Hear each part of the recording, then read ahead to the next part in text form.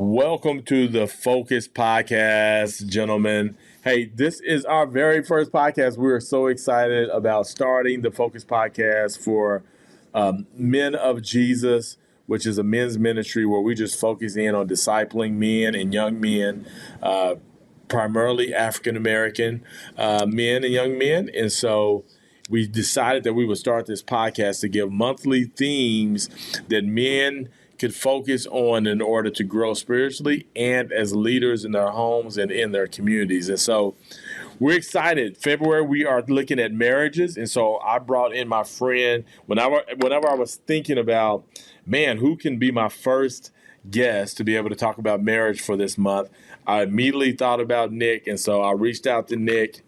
Now, at this time when I reached out to Nick, I didn't know that he was living in Norman now. A good little drive, but Nick didn't even say anything. He said yes.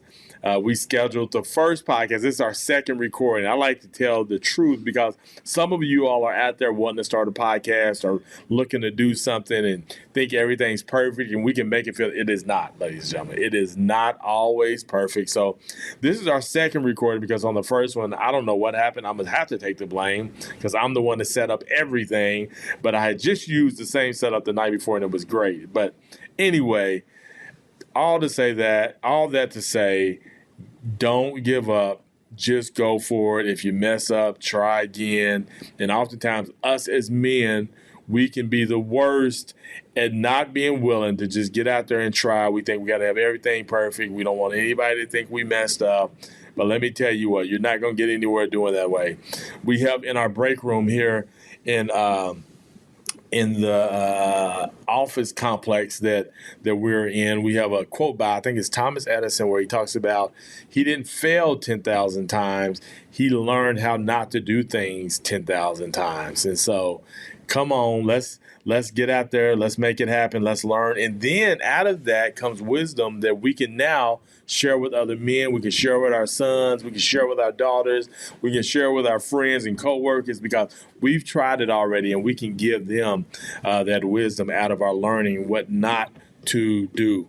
So anyway, ladies and gentlemen, we're going to jump right into this. We're going to talk about marriage, but first we're going to get to know Nick a little bit, and then Nick's going to share 5 things that he and I kind of talked about in our pre-call, and we're going to share that and dive deep into that. Nick Elis, how are you doing, my friend? I am doing well, sir. How about you? Man, I am doing so good. I am so thankful that you are a man full of grace and was willing to come back around and do this recording again. I've got to love you. Thank you so much. But you know what? That first time was not even about the podcast. That was about us connecting. No, it was just catch-up time. Yeah, it was just catch-up time. Yeah. We laughed for about an hour. Yeah. We got good stomach muscles. My stomach was hurting. Oh, man. Then you took me to get something to eat. Oh, my goodness. And as I went back on that, man. Come on, be honest. It was all right. Yeah.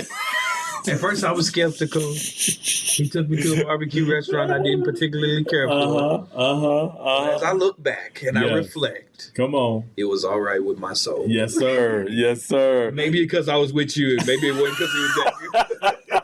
I don't know, but I'm gonna give it to you. Yeah, no. I'm telling you, it's a chain restaurant. We won't throw them under the bus. It's a chain restaurant, but most people say this particular one in Guthrie is better than the other ones in the metro area. It's the best I've tasted. Yeah, man. And so it's one of my places. Just in a small community, it's one of the places that I typically frequent because of just not a whole bunch of options, but we got a few options. We got a few options here, man. Norman ain't great, so I'm not knocking you. That's amazing that Norman is not. Yeah, wait to say you're a food connoisseur, though. I love it, man. I'm a foodie. Yeah, you're a foodie, so it's hard. They don't have a lot to offer. You got to go like to Moore or back to Oklahoma City to get some real good things. Yeah, so and generally smaller towns have great. I went to one. I'll tell you this one real quick. I went to one called Farmer's Daughter in Tecumseh, Oklahoma. The best brisket you will have. Are you serious? Period. The brisket was on point. Period. Wow. Let me ask you, did you need sauce? Nothing. Wow. You just eat. And where's that? Tecumseh? Tecumseh. Okay. It's about 29 minutes from where I live in Norman, and it is worth the drive. Make it happen. Mm-hmm. How'd you find out about it? Somebody brought me a piece of meat. Oh, okay. Somebody brought me, one slice. You hear me? They said, Nick, we just want you to try this. And I'm Wait like, a second. I literally said to them, I don't trust you with food. Oh, so as a person you like, okay. Come on. She said, nah, I think you're going to like this. And I said, okay. So it was in a plastic bag. I heated it up. And I was like, whoa, that was really good. You said something. So her mother is from Tecumseh. So her mother was coming in town like a couple of weeks later. And I was like, hey, tell Mom to bring some of that brisket. I want to see if it was a fluke or not. Man, she brought that brisket down. I was like, wow. Okay, I'm going up there. You gonna make it happen. Went up there, bro. They got... Now, here's the crazy part. Talk to me slow. They are smoking brisket and cooking all of this type of stuff, and they are only open from 7 to 3. I'm like, how are you cooking brisket and closing at 3 o'clock? How are you doing that? What they say? What's the... It's just the way they operate.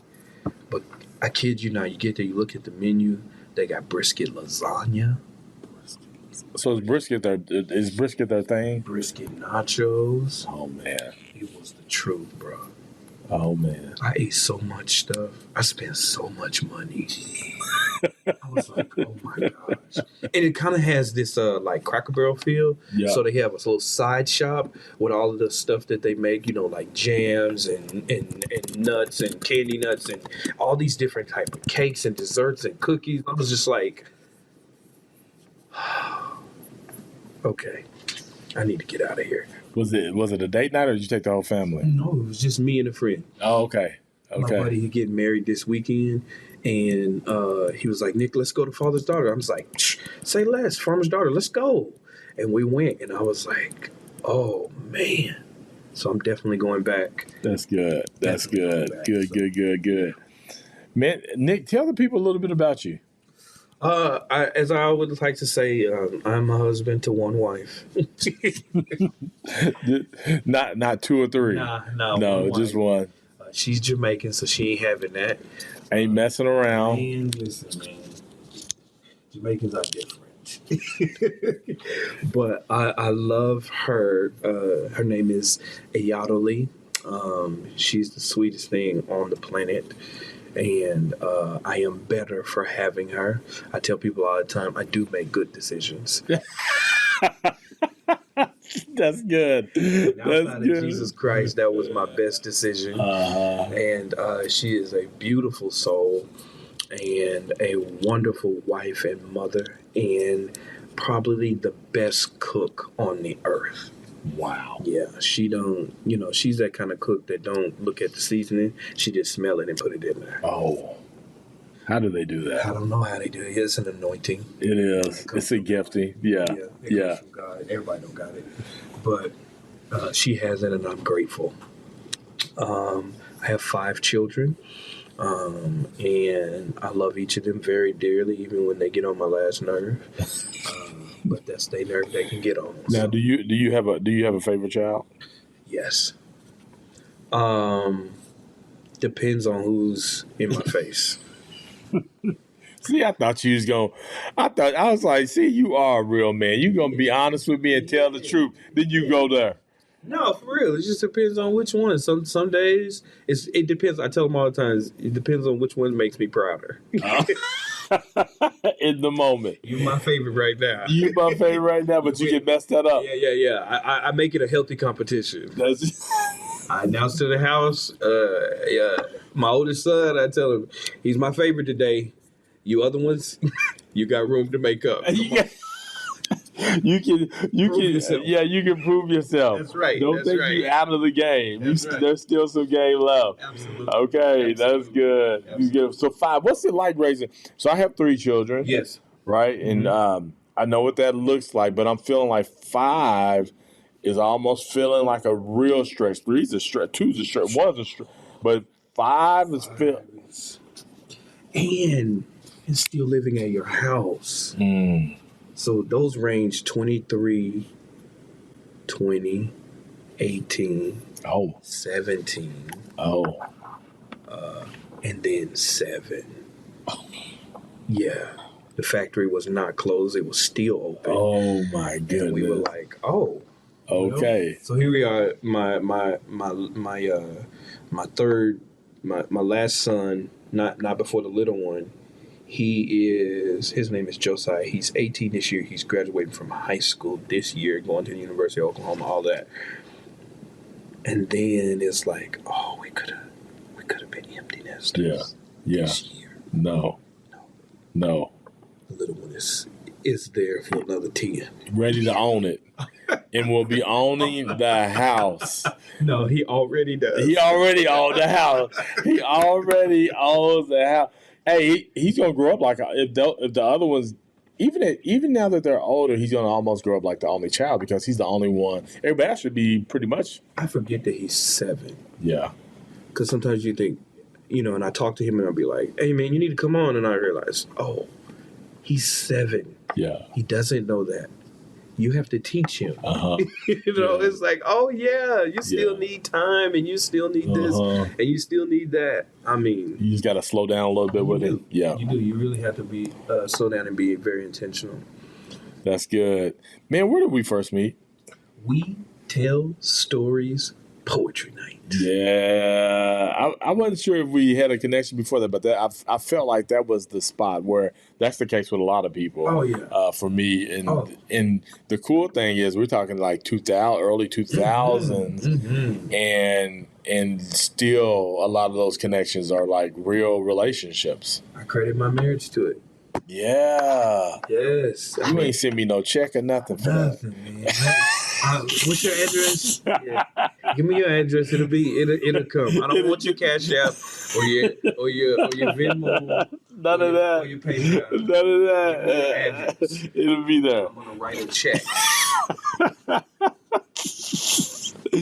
Man, yeah. So you met her at We Tell Stories. Oh man, yeah. I mean, that's where we got to know each other. That's where we learned of each other was in We Tell Stories, and we're so grateful for it because we didn't have an outlet, man. Yeah. As Christian folk, you always, and I say this, there's typically always, you're always hearing what you can and can't do. Yeah. The don'ts. You can't do this and you can't do that. And then there's no outlet for what you can do. And so We Tell Stories was a major outlet. We look forward to it monthly to just go and hang with other like-minded people in a safe environment and not have to worry about, oh my God, what am I going to hear? Or, oh my gosh, what am I going to see? Yeah. But you have a safe environment. You can bring children to that environment and still, And so it was just great, man. And I will be eternally grateful for We Tell Stories just because it was a great outlet for Christians to come and hang out and be with each other. Yeah, the couple of funny things about that is, one, I never called it a Christian event, right? Yeah. It just so happened, like, in order to create that environment, because the tagline was to create a healthy and fun alternative for weekend fun. Yes. And so we wanted it to be this cool space to where people could come to and feel safe and all that good stuff. But it just so happened, like, all my Christian artist friends all my artist friends and all that stuff, and who I felt the most comfortable with Christian.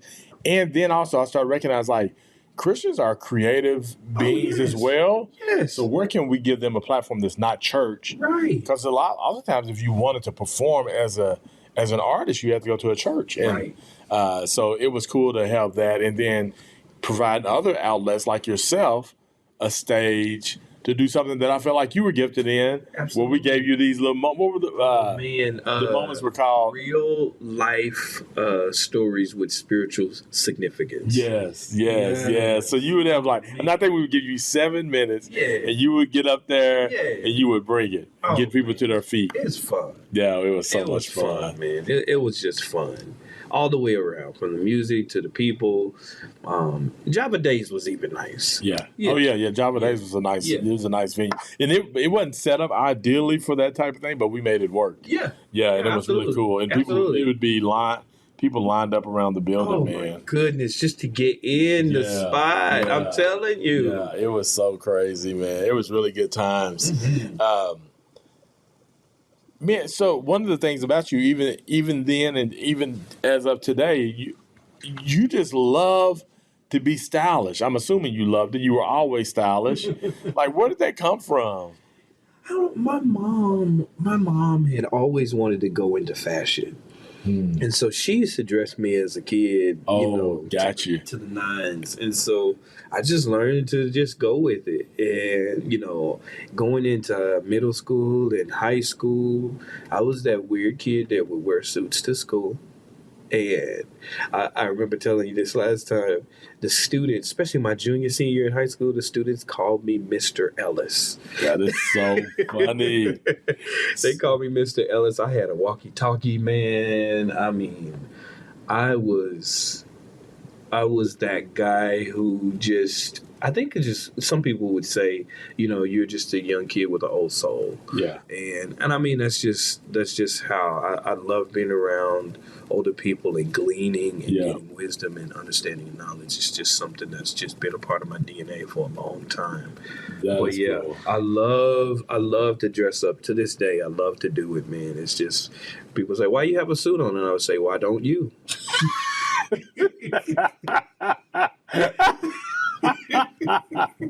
That is good. Like, what's wrong with you? Yeah, don't be asking.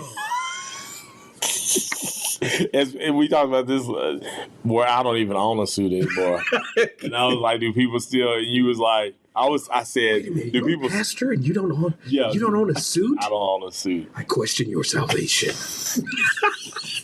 Yeah, me too. When I'm sitting across from you, when I'm sitting across from you, I question mine as well. Let me tell you something. When I went to Norman, I own one pair of jeans. What? That's all the jeans you. Now, I got holes in my jeans. Bro, my mom looked at me one Sunday. She said, "Where is my son?" Oh my goodness. I don't know who you are. Oh my goodness. Where is my boy? Where is my baby? You're wearing jeans and t-shirts. I remember the first Sunday that I went to church, it was during the summer, I wore... Now, when you talk about going to church, kind of help us know, are you talking about? Antioch Norman. Yeah. In Norman. Because it's a new role or whatever. Oh my goodness. Totally different to what I'm used to. But that's what God does. He plants you in unusual places. But for the first time in my entire life, because I didn't even wear shorts. That was not a thing. Unless I was like on the golf course or something. And even then, I would still wear pants. And so I wore shorts and sandals. To church? To the house of the Lord. That's when my mama lost it. She was like, boy, what's wrong with you? What is wrong with they have taken my son. You have backslidden. Yes. What? Oh my God. How did you feel though? What was that like for you? Hey, listen, you've got to become what you got to become that you might save some. You better preach that. Listen, Paul preached that, didn't he? You got to be able to do it. Yeah. You had to be able to Paul do it. said, I become like those I'm trying to reach. That's it. As long as it ain't going outside of the will of God. Yeah. You know how odd you look? Wearing a suit. And nobody has one on? They gonna be like, something wrong with him. Not a few people don't. Nobody. You said no. I want that. Nobody. Nobody. So not a one. When you woke up that morning and you was like, I'm wearing shorts. This is happening. And flip-flops. This is happening. I had some. Listen, I never even owned sandals. I got some. Watch this. Birkenstocks. Listen. You went all the way in. Yeah, you didn't. I didn't go just get any sandals. You would have got some Birkenstocks. I got some Birks, man. Bro. Bruh. Like, did somebody say, now this is what you need to get? Yeah. I mean, that's what they were. So I was like, okay, I had never in my life Elis has some Birkenstocks. Which kind did you get? The clogs, or did they have the strap on the back, heel? No. Oh, you just got the kind of like the two straps up top? Yep. Straight up. Wow. Straight up. But do you still have them? Oh yeah. I was gonna say you have them for the rest of your life. Yeah. Yeah. I They used turned to. out to be great. Oh no, They're Birkenstocks. comfortable. I had Birkenstocks in high school, and then Didn't even know it was a thing. yeah. You didn't grow. You didn't grow up together. There you go. Or Norman. Yeah, you was at John Marshall. Yeah. I highly doubt. What year did you graduate? 02. Oh, two. Yeah. I knew that. Yeah. Yep. And so, no. You was Burley at John Marshall. Yeah. Because the new one came when? Oh, years later. Did it really? Yeah. It wasn't. Yeah. I can't remember how many, but it was at least like 8. Oh, wow. So like 10 or 11 or something? Somewhere around in there. Why did I think it was? Yeah. No, it was on Championship Drive for a minute. Okay. That's the original. That's the original. Yeah. That's where it's at. Yeah. So Michael McDaniel, we talked about Michael McDaniel. He and I used to play street football. Wow. Yeah, because I would spend time Where? On 89th. Yes. Between Chartel and Western. Musgrave? No. Not Chartel. Classen. Is it Classen? So right there. So Western. What's the next? Wait, Chartel Chartel and Western. Yeah. Chartel and Western on 89th Street. Yeah. So you got the Highlands, Uh-huh. and then you got this little. We don't consider it the Highlands, but I think Chartel runs right here, and then this part of it's not the Highlands, but you're right there next to it. Yeah. And so I lived right here. Wow. Yeah, so I would and so I went a semester at Northwest Classic. Wow. Yeah, The first time I ever went to jail though was in Musgrave. Wow. Yeah. I was over in Musgrave and Stay off them in there. some people came and did a drive-by on us, and we was getting ready to go retaliate. Man. We were in the car and everything. Thank God, God did his thing. Yeah. We were getting ready to pull out, and the cops pulled up behind us right before we got saved you. Yeah, I was 15. Gosh. Yeah, and then we went down to the Berry House. I was just at the Berry House the other day for an adoption. Yeah. And I was telling my sons, like, I was underneath these grounds because the Berry House was underneath. It's underneath the. Yeah. And man. So that's my Musgrave experience. Come on, man.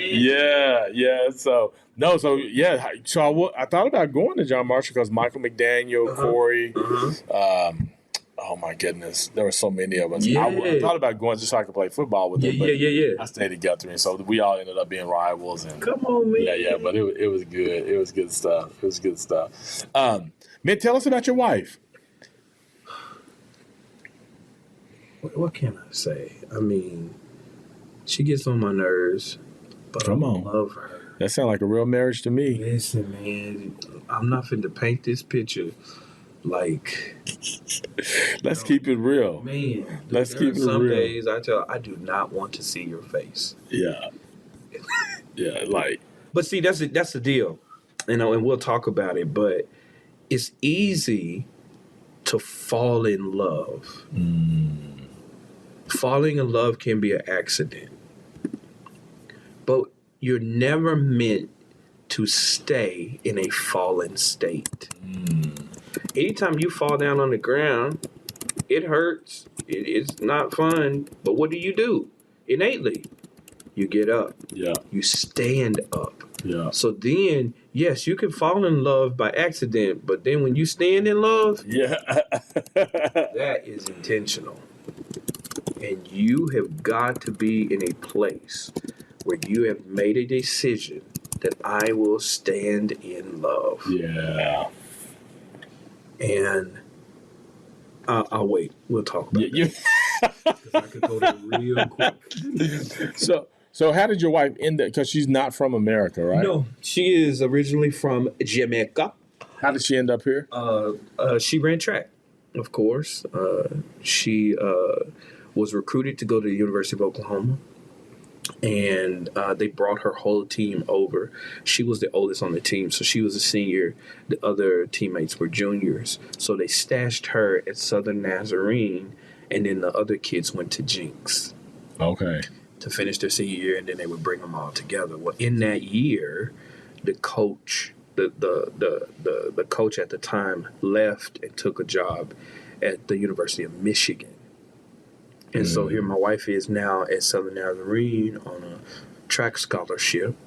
And they basically, being from another country, you don't know.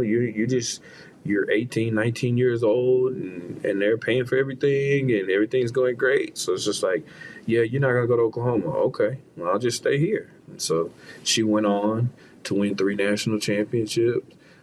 She has records still holding till today. And she's now inducted, as of about 6-7 years ago, she was inducted into the Southern Nazarene Hall of Fame. She got bricks with her name on it. Wow. I mean, it's a big deal. And so, how cool is that? Oh, my goodness. The girl is amazing. That is cool. What happened to her friends? No. Or do we need to check in? Yeah, man, where they at? I don't know.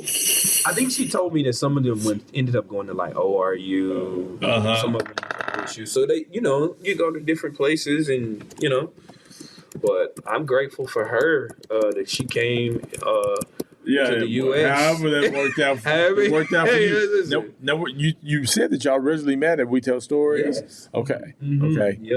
Yep. She heard me do some stuff at We Tell Stories, and then Facebook was just becoming a thing, and so people would start, friending you on Facebook. So I gained a lot of friends through Facebook because of We Tell Stories.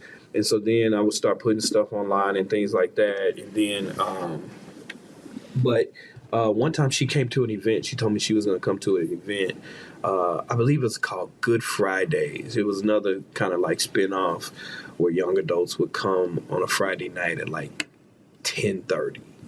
Yeah. All set, going to the club. Don't go to the club. Come to Good Fridays. And so, they would have a choir come and you have music and then a quick word, and then you just hang out and you just be there. So she said she was going to come, and I was like, girl, you ain't coming in on 10 o'clock to hear me speak. But you know how many people tell you as a preacher, oh, yeah, I'm going to come support. No. Still waiting on some of them. But anyway, she showed up. And so I said, oh, you're here. Hey, nice to see you. Now, my wife is not, her love language is not physical touch. Okay. My love language is physical touch. Yes. And I'm a hugger. Uh-huh. If I talk to you, I could hug you 5 times while standing there talking to you. Yes. My wife is not that. So imagine I finish talking and everybody's walking up and I see her and I go, hey, I'm so glad you came. And I hug her one time. And then I'm talking to other people. And I'm like, hey, good to see you. And I hug her again. Yes. And she's like, why is he hugging me so much? She's like, what's up with this cat? What's wrong with this dude? I'm a hugger, guys. I need my hugs. Yeah. I need at least 50 throughout the day. And I'm going to get them.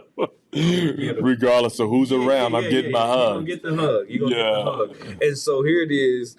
I'm looking at her and I'm like, I've been taking you for granted. I need to go ahead and solidify this. Yeah. And so I moved forward. At that moment, I decided she's going to be my wife. Yeah. And she didn't even know it, and later on she would tell me, oh, I knew then you were just going to be a good friend.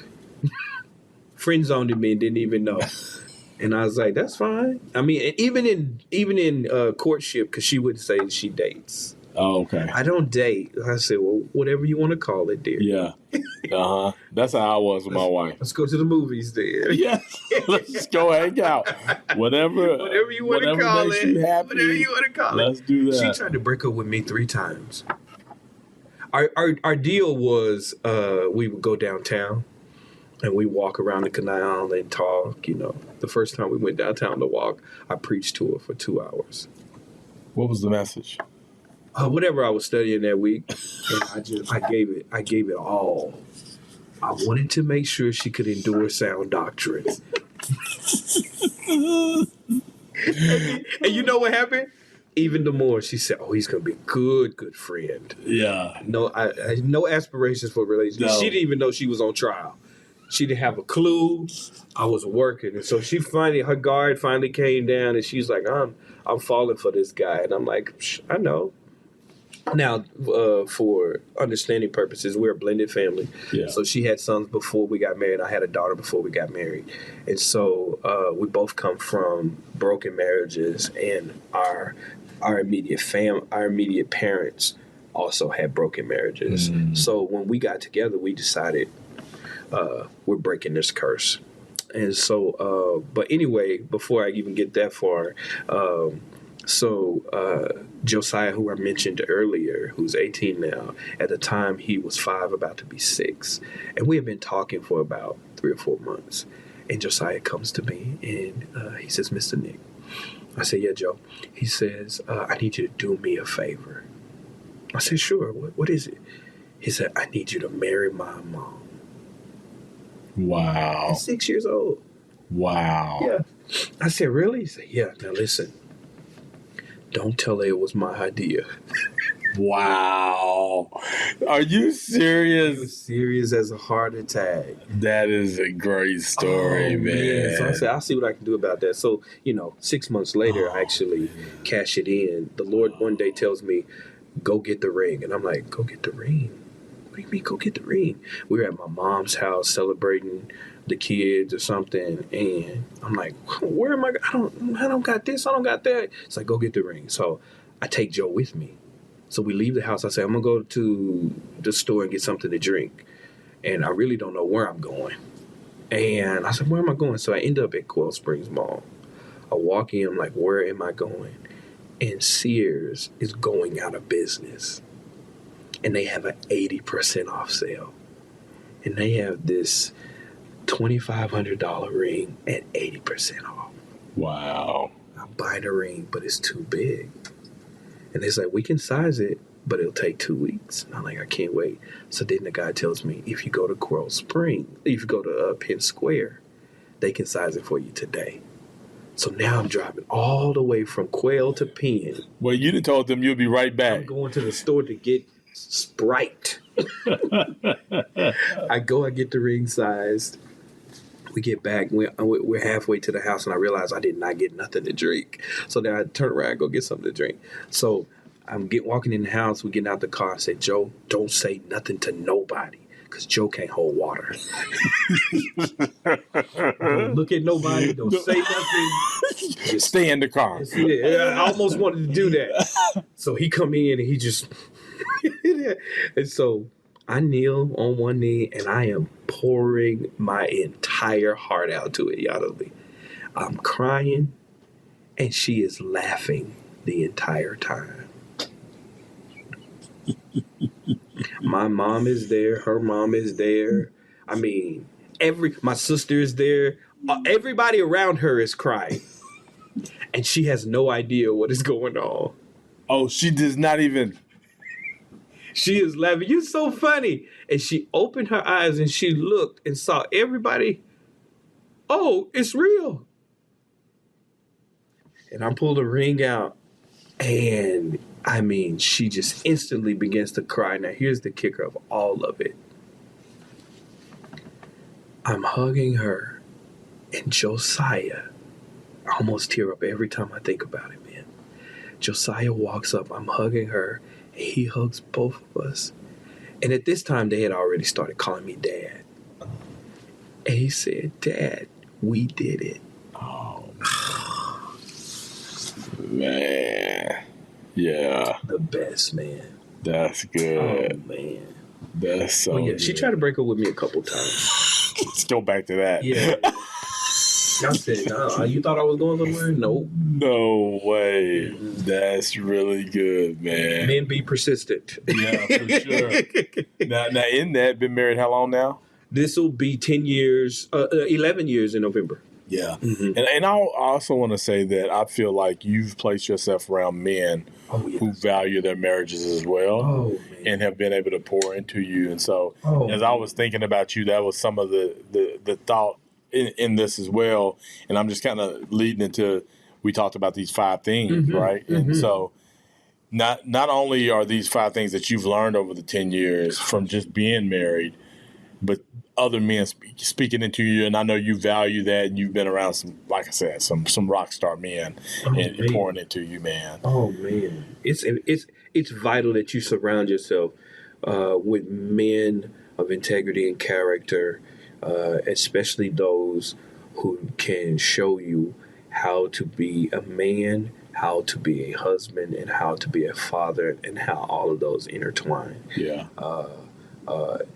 It's invaluable. Yeah. You have to do it. You have to find someone who is pouring into you those values. Yeah. Because if you don't, you're going to be out here floundering.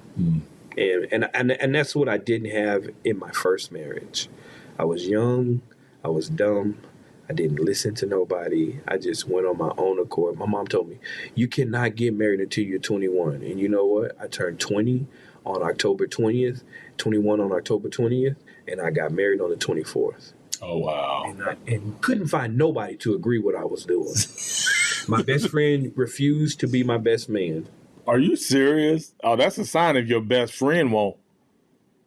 And I was, taking it as fuel to the fire. I'm going to show all y'all. God's going to show all y'all. That's sweet. She listen, I will never ever run her under the rug. Yeah. Because at the end of the day, as a man, I'm responsible and I take responsibility. Yeah. But I wasn't ready. I wasn't ready to be a leader. I wasn't ready. I didn't have that mindset. And not only did I not have the mindset to be a husband, I didn't have a model to look at. Yeah. So I did the stuff that I saw. Yeah. Or the stuff that I thought was good to do. And so, that didn't work out. It just didn't. And we were two broken people. And could we have made it? Sure. Did we? No. Yeah. And God is a God of grace and forgiveness. Yeah. And she's happily married now, and I'm happily married, and it all worked out in the end. But and it typically does. Not that you encourage such things, but man, the grace of God, His love, you just follow in order. Yeah, it'll work itself out. Absolutely, He'll work all things out for the good of those who love Him. Right? Absolutely, and so. Absolutely. And so that attributes to who you have around you. Yeah. Please keep the right people around you. Keep the right people around you. Have a mentor couple. Yeah. That can get in your business. Yeah. I have one, my pastor, who I call my pastor. And he's always in my business, And I know when he called me and he asked me the question, hey, how you doing? How's Ayadale? And I'd be getting ready to, not lie, but fabricate. Give half truths. Paint pictures that ain't real, And he's like, now I already called her. And I was like, well, since you already talked to her. Let me go on and tell you. But you need that. You need need somebody sure. That's going to be in your business that can hold you accountable. Yeah. And we don't like that. No. Because it don't feel good. No, it doesn't. But you should. You should. And please, go to marriage counseling. Stop waiting until your house is on fire. Yeah. Your car, every 3 to 5 months, needs an oil change. It don't mean there's something wrong with the car. That is just regular maintenance. Yeah. To make sure that it operates at its optimal ability. Yeah. And you want your marriage to do the same. Yeah. So make investments. Yeah. In your marriage. And investments cost you something. Listen, that's one thing I will never balk at my wife about, is when she wants to invest in our marriage, especially as it relates to finances. So she's like, I want to go on a cruise. I want to go on this marriage cruise. I'd be like, but it's for the marriage. It's for our most prized possession. It's it. Yeah. It's the most important relationship outside of Jesus Christ. Yeah. So you should value it. You should invest in it. You should take care of it with everything that you have. Yeah. No, that's good. Now, we talked about 5 things. Yep. I'm just going to go down this list, and then I'm going to come back and we kind of dive into them, okay? That's it. So running through them, too. So better be ready. 1 is love. Yes. 2, cultivate. Yes. 3, pray. 4, communication. 5, you kind of got a 3-way tie here. Going on. Laugh, mentor, and sex. Yes. Laugh, mentor, and sex. Let's jump into love. That first one. What the first one? Love. Make love to your wife. Make love with your wife. Now, you heard make love and you thought sex. That is not it. The word make literally means to put parts together. And love comes in parts. 1 Corinthians 13. I'm going to tell you 2 things love is and a few things that love does. Come on. In fact, I'll just read it to you from the book. Yeah. Love is patient. And I love the Amplified version. It says love is patient and serenity. And serenity means a state of being calm, peaceful, and untroubled. That's what love is. So if you are making love to your wife, you are putting these things together. And to love your wife is easy to say, but will probably be the hardest thing to do. Because you got to put these things together. You have to piece them together. So while you're being patient, you have to be kind. Yeah. Kind is, and in Amplified, it also says thoughtful. When was the last time you just took some time and was thoughtful about your wife, concerning your wife? Like you thought something through. Like, I noticed that she responded like this, or I noticed that she likes that. Maybe I should. That just forethought, man. I have a spot in my day, and my phone will remind me. Think about it, Yadali. And I'll sit back from whatever I'm doing. How can I love her better today? Yeah. How can I love? And I put that on my phone as a reminder. So love your wife. Love her. Be patient. Calm. Those are some of the hardest things you could do. Because as men, we go through a lot, especially during our day and through our day. And then you have to come home. And you got to make sure. So when I'm in my car and I'm getting out of my car, you got to undress the world. Get all that stuff out of the way, because your wife deserves your patience. Nobody on earth should get more patience than your wife. Yeah. You should be no kinder to no human being than your wife. Watch this. This is some things that love does. Love bears all things. Yeah. Now, when I read that, I was like, bears. And then in the Amplified, it literally says this. Love bears all things, regardless of what comes. Regardless of what comes, love bears it. Watch this. Not only does it do that, it believes all things. Looks for the best all the time. All the time. All the time. Not some of the time. Not some of the time. Not most of the time. All the time. I'm believing in you all the time. All the time. And I'm like, oh my gosh, when this stuff was hitting me, I was like, golly. And this is for, because the Bible says, husbands, love your wife. Yeah. It didn't say wives love your husband. It said wives respect. Yeah. But it said to the husbands, love. Watch this. So, love bears all things. It believes all things. Next one, it hopes all things. Remaining steadfast during difficult times. I know this is tough, guys, but we can do it. We can do it. We can do it. You ain't changing up. It's called the Holy Spirit. Yeah. You ain't switching up. Yeah. You steadfast. Yeah, you consistent. You steady, man. She know what she getting. Man. No matter what comes. Yeah. Especially during difficult times. Yeah, she knows what she's getting. And marriage is going to have difficult times. Yeah. They coming. Yeah. You don't have to think they not. You don't have to wonder if they coming. The storm is coming. But you got to be the same. All right? All right. Not only that, love bears all things, believes all things, hopes all things, endures All things. all things. Watch this. Without weakening. With, like, this ain't something that you should, a time to get weak. You should be strong in this. You endure with strength. With yeah.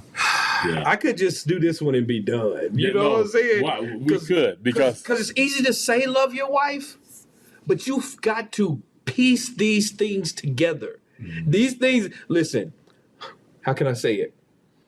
Love is not ready-made. You got to make it. That's why I said make love to your wife. Yeah. Make love with your wife. Yeah. You got to put these things together. Yeah. They don't come ready assembled. Because some stuff is going to try you. and that requires work. Huh. Like that gives you this picture of like, oh, I got to work at this. I have to work. I got to work at this. Yes. Yeah. Yes. Yeah, that's good. All right. Hopes all things, endures all things. Love, lastly, love never fails. It never fades nor ends. That's what God says we have to do to our wives. We are literally God's vessel that he loves his daughter through. Yeah, that's good. We are the vessels. That's good. That's good. So make love to your wife. Yeah, I love that. Number two. Cultivate. Cultivate her. As men, we are called to cultivate. When you go back to Genesis, God said, I couldn't let it rain because I didn't have a man who could cultivate the land. I couldn't let it rain because I had no one who could produce the growth. And that's what cultivate literally means. It means to foster growth, to improve by labor, care, and study. You have to cultivate your wife.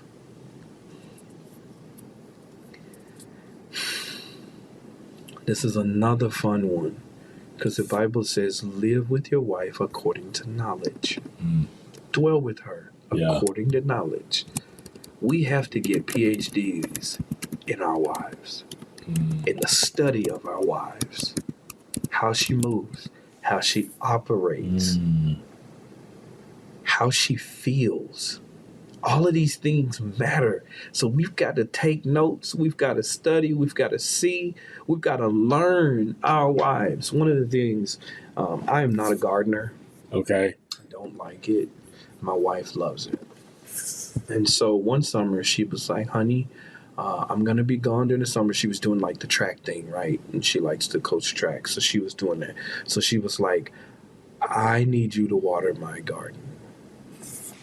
And I was like, I don't want to do that, dear. She's like, I know, honey, but if you don't, they will die. And they need water and they need it. And so I'm like, okay, dear, for you. And so, first time I watered the garden, I messed it up. Oh, I messed it up. I took the water hose, I cut it on high, and I just sprayed. And she came home and she said, honey, what did you do? I said, I watered it. You told me to water it, so I watered it. And honey, you destroyed the garden.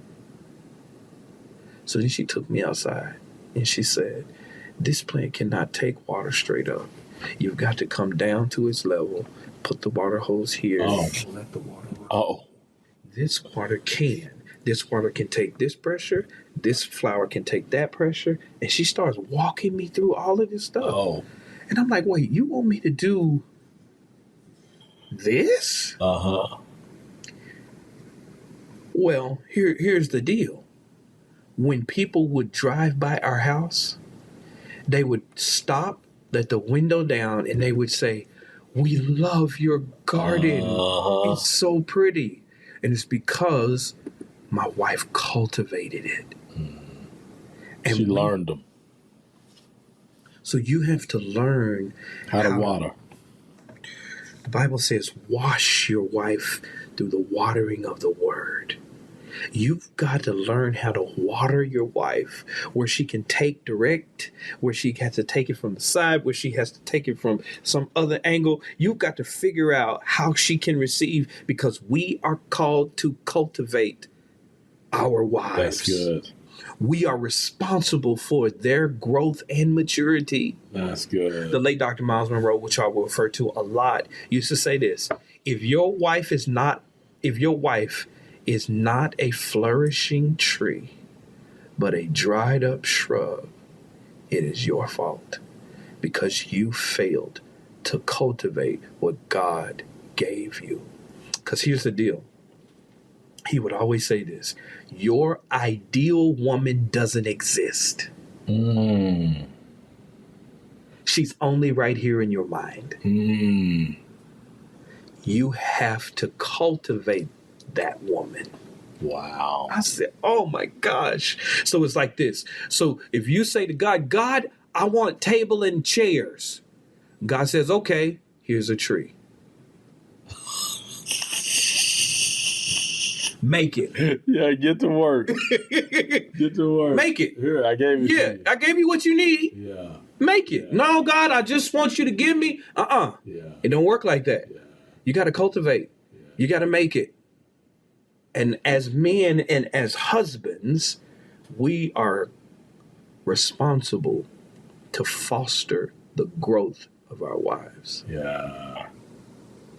Because when you walk down the aisle with her, who is giving her over? Her father. Yeah. Who is her source? Who then becomes the next source? You. Bingo. So you take responsibility now. And you say, source, I'm the source now. Yeah. Yeah. I'm taking care of her emotional needs. Yeah. I'm taking care of her physical needs. Yeah. I'm taking care of her financial needs. I'm taking care of all of her other needs. It's on me. I am going to cultivate this land that God has entrusted to me. That's good. That's so good. All right. That's so, and I got so much I want to jump in there, I know. I'm like, we just can't do it. There's so much, because I'm thinking about Jesus giving the command to go make disciples, right? And the word "make," and then and I always think about how I always tell people that the greatest witness you can have is your marriage. Yes. Like how you interact and move with your wife is one of the main things people are watching. And whenever someone, because what we'll get, because discipleship is a new buzzword, right? Yeah. And people will go, they'll walk up and they'll go, and I've had people do it. Nick, will you disciple me? And I'll be like, are you sure you want that? Yeah. Because that means you can, okay, I'm going to say something. You cannot disciple a person and they don't know where you live. True. Because I think the main part of discipling is living by example in front of those people. Jesus' disciples were with him. 24/7. Watching how he moved. For 3.5 years. Watch how he interacted with people. Watch how he was teaching people. Watching his words. They didn't meet for coffee and go through a book. They were living. Discipleship is not a program. Yeah. That's real. That's real. And you know what? We've been so, I think we've been so trained and indoctrinated that we think it is. It's not. Where it's like, he said, go make disciples. Go be amongst people. Go live with them. Yeah. Jesus left where he was with the Father. Yeah. And he came down to where we were. To be with us. So we could watch him. Emmanuel. And now we open the book so we can watch him. Yeah. And then out of that, I think I tell people at church where I pastor at, it's like the greatest thing you can do for your kids is live it out. Oh. Live it out. Oh, my goodness. You want church to be a priority to the next generation? Yeah. Just keep showing up. Show them. Now, here's the thing. They get the same thing you get. The opportunity to decide if they're going to follow. If they're going to follow. But you got to be setting the example for them. Train them up in the way that they should go. Should go. Don't mean that they will. Don't mean that they will. But you know what they never forget? The path back. The path back and the example you set for them. Come on now. Okay, number three. Right. Number three. Come on. Pray for, over, and with your wife. And that ain't sexual. Like people.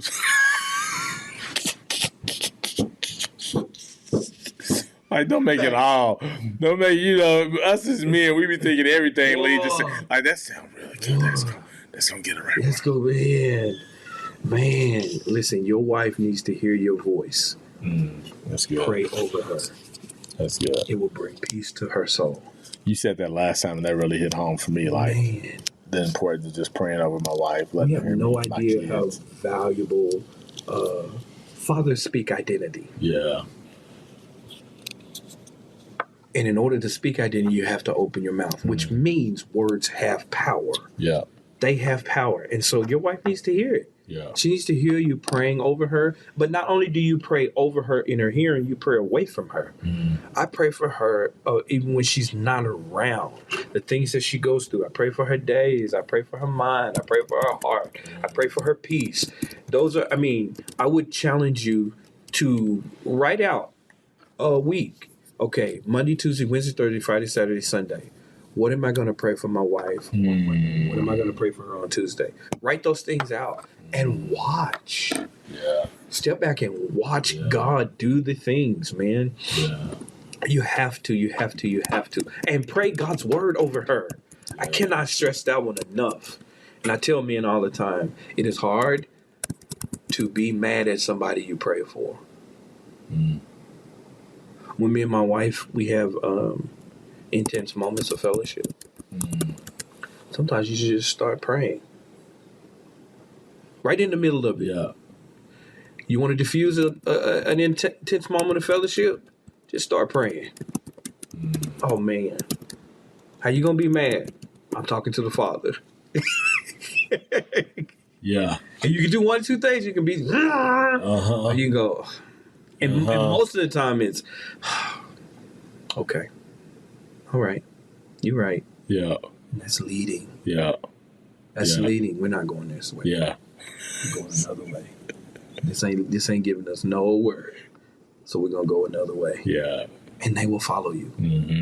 They will follow you. Yeah. They want to follow. This kind of goes back to the make love, where what it said to endure. Yes.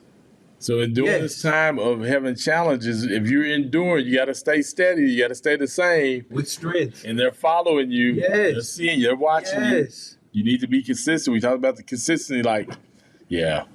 This is good. Again, back to the late Dr. Miles Monroe. I will always refer to him because he was great in talking about it. He said, your wife is an incubator. Whatever you give her, she will give back to you. Double. Something more. So if you go to the grocery store and bring home groceries, she will give you a meal.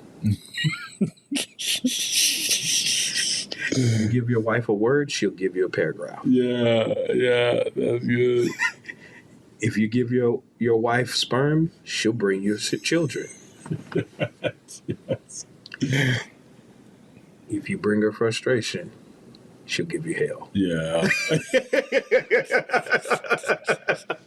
What do you want to bring her? What do you want? Yeah. She's gonna yield. Yeah. Oh man. So what you bring? The harvest coming. Yeah. So that's good. Watch what you plant. Yeah, that's good. All right. Number 4, communication. Talk to your wife, man. Talk to her. Spend time talking to her. She wants to hear from you. Yeah. She wants to hear your heart. She wants to hear how you feel. Honey, how was your day? Good. No. A little bit more to that. Unpack You're that. going to have to give some detail, Unpack bro. that. You're going to have to unpack it. Yeah. It's how she feels close to you. Communication is huge. I remember when me and Ayaga, we got married, well, in premarital, we took the little premarital test, and we scored 100 on communication. And my pastor was like, I've been doing this for 25 years and nobody has ever scored 100. What how did you? And because you take the test separately, Yeah. and then you come back and you compare. And we scored 100, and he was like, I don't understand. This is something. And we both looked at each other and said, we come from broken mess, and that's because people stopped talking, and we gonna talk, and da da da da da da da da. We took the same test 6 months later, and the lowest score. What happened? We stopped talking. We stopped talking. Man. We stopped making it a priority. Oh man, life became the priority. Life became the children became the children, the job, we used to the game. make time for each other. Now it's like, well, I live with you, so that should be considered as time. Yeah. No, sir, it is not. Yeah.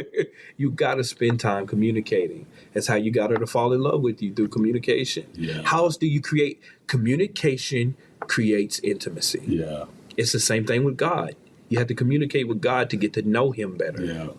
If you don't talk to him, how can you know him? Yeah. If you don't spend time in communication, prayer is not a monologue. Yeah. It is a dialogue. So you need to sit. Sometimes when you pray, you need to just sit and listen to what the Lord is saying. And sometimes when you're with your wife, you need to sit and listen to her heart. Yeah. And then turn around and give her yours through communication.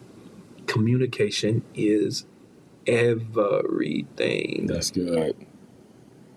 Talk. Set time.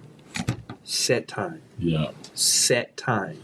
So would you say the same time you're making that calendar of what to pray for her about, maybe set time to have those moments? Yeah. Or, was it on here that you talked about setting the reminder on your phone? Yes.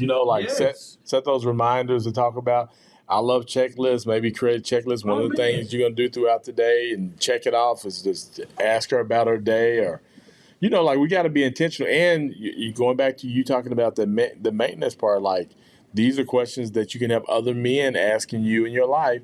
Are you spending time together? Yep. Are you these 5 things? Yes. You can have men asking. These are the checkpoints. These are the 5 things. Yeah, I like that. Call me. His code word is, and I hate for it to get out, but it's here, because it's just cold. It's like, hey, how's the weather? Yeah, yeah. How's the weather? Is it partly cloudy? Yeah. Chance of storms? Is it sunny outside? Yeah. And you go, sun is out, but there's some clouds. Yeah, okay. Looking a little cloudy. That's it. Tell the truth. Yeah. Tell the truth and then work from there. And telling the truth sometimes it's hard. Again, hard. It's hard for us to be vulnerable as men. Yeah. So but you gotta be that, but you gotta be straight. You like to, you gotta have somebody that you can be straight with and not sugarcoat nothing. Yeah. I gotta have somebody I can say, Pastor, and it don't have to be a pastor, so I say that. The guy who holds me accountable is my pastor. Just so happen to be. Yeah, just so happen to be. But you gotta be able to go to him and say, Pastor, I'm struggling with porn. Yeah. Pastor, I'm having these bad thoughts. Yeah. I had this one mentor I will never forget. I said, God, I want this type of marriage. We were at a car wash, and he is washing his car, and this woman walks up, and I mean, Lord God of heaven. And we was like, we looked at each other like, oh my God. And she walked up to him. Uh-huh. And she was like, oh, do you remember me? And he's like, I don't know who you are, ma'am. I'm sorry. And I mean, she's pushing up. Yeah. And he's like, go somewhere. No, I don't have time for this. I do not have time for this. I kid you not. The brother took out his phone and called his wife immediately. Said, honey, this woman, she just came up to me. She started and she had a butt, and it was all in my face, and I need you to pray for me right now. And all I could hear from the other she was speaking in tongues. And I said, what is this? And she covered him. Oh man, that's good. He had the safety Yeah. to tell his wife the truth. Yeah. And they had such a partnership Yeah. that she could Yeah. not be mad Yeah. but she covered him and it gave him strength. Yeah. Otherwise, you're going to be out here, man. Yeah. So it's just like, but that happens through communication. But he cultivated that You relationship. have to. Yeah, he cultivated that with Yes. the ability. Now, everybody can't do that. Yeah. So you got to, as Eddie just said, you got to cultivate Yeah. that. You got to grow that. Yeah. You just can't come in. Yeah, you can't just, you had your wife checking your phone and da-da-da-da-da. Yeah. Uh-huh. No. But it starts with that though. It like does. that willingness to call and make that call, then the trust you like, oh, something going down. He's going to he's talk gonna to let me know. Yeah. He's going to talk to me, and you're right. You have to cultivate that, and the earlier the better. And because you want your wife to be a safe place for you. Yeah. She's the one you're gonna be around the most. She's I tell my kids that all the time. Yeah. I do not love you more than I love her. Yeah. Oh So, yeah. It's not even. It's not even a let's question. not even question it. It's not even a question. It's not a I am question. training you to leave. And guess who's gonna be here when Hey. you go? I've been teaching relationship class for 20 years. Yes, I guess. 15, 17, somewhere in there. Oh, A yeah. long time. And one of the things we do is we talk about the rope. If your kids and your wife fall out of the boat, or your spouse fall about who you saving. And you see people like that's a challenging question. I'm like, you gonna save your spouse. Because what happens is we do this all of our lives, trying to make sure our kids are happy, pleased, all that, and then they leave, and then you wake up one morning, you be like, who are you? When did you? And this is how you see people been married 25, 30 years and then they get a divorce. Yeah. Like, you invest that many years to give it up? They didn't invest that. Right. They invested in their kids that many years. And now the kids are gone. Now the kids are I gone, don't want to get to know you. and I don't. And I don't want to work it with you. And I don't like you. Yeah. No, matter of fact, I don't know you. I don't even know you, and I'm not interested. So here's the thing. Oh, we don't know each other. Let's start getting to know each other. How about that? Because we'd already, we've been this 35 years. Yeah. Yeah. Ain't no need to just... Yeah. Man, I listen, the best story in the Bible, one of the best stories in the Bible is Job. Yeah. Job lost everything. What is the only thing he didn't lose? His wife. Yeah. God told Satan, you can touch everything. Yeah. You can't touch that. Why? Because I lost 10, but she turned around and gave me 20. Yeah. Yeah. Which means everything else is replaceable. Yeah. I've had to find this because I saw this. It says, I want a heart like Job's, which was faithful to God in pain without understanding why. You just brought up Job. And I saw I that. don't need to know it. Yeah. It's so good. So Endure. good. Steadfast. Yes. In difficult times. In difficult times. Love, cultivate, Yes. pray, Yes. communication. Yes. Fifth, Laugh with your wife. mentor, My gosh. and sex. Yes. Laugh with her. Find ways to have fun. She's not just your wife. She's your friend. And friends have fun. Mm-hmm. Have fun. Have fun with your wife. Yeah. Laugh with her. If y'all like going to the movies and laughing, go to the movies. If you like going to do pottery, do it. Find whatever it is and go and do it. And do it regularly. Mm-hmm. If you got to be able to cultivate a marriage that means something. Yeah. It means something, and laughter has to be a part of it. It has to be. It has to. I love laughing at my wife sometimes because she'll use the what do you call it, patois, and she'll speak it sometimes. Uh-huh. and they don't pronounce the H in nothing. So it's just like, so it's not the thunder, it's the tunda. Yeah, and I was like, oh, you so cute, girl. You're so cute when you say it. And she'll talk it to me. I'll be like, girl, you better watch it. Get another come out of you in a minute. You gotta laugh. Yeah. You gotta laugh. And your kids need to see you laugh. Yeah. And anybody you're mentoring, which is the next one. Yeah. You need to see you laugh. Yeah. Need to see how you handle conflict. Yeah. We have intense moments of fellowship in front of our children. Yeah. And that's not a bad thing.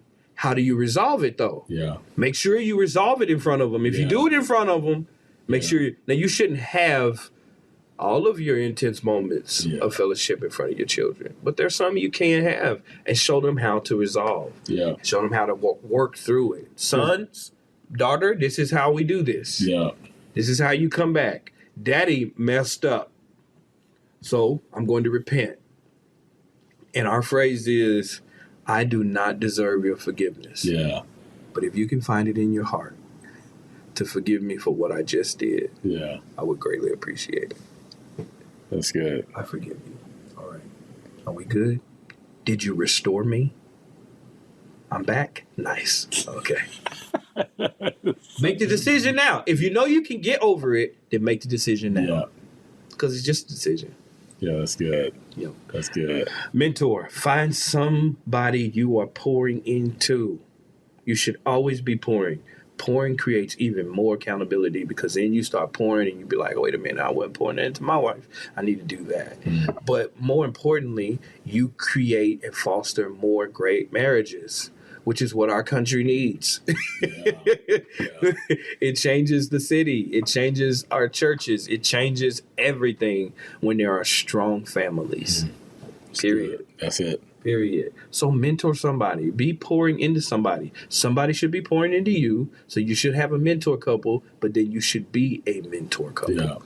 Find a young marriage that needs you. And there are some out here. There are many out here. That's a whole bunch. Who need a whole bunch. what you have. Yeah. So give it. That's and good. then, so when you make love to your wife and you cultivate her and you pray for her and you communicate and you laugh with her, it will all lead to great sex. Oh my goodness. Sex is not better when you have done these things. Yeah. Oh man, she will be looking for you. Yeah. And because that's what you want. As hunters, You want to be hunted. we like to be sought after. Oh man.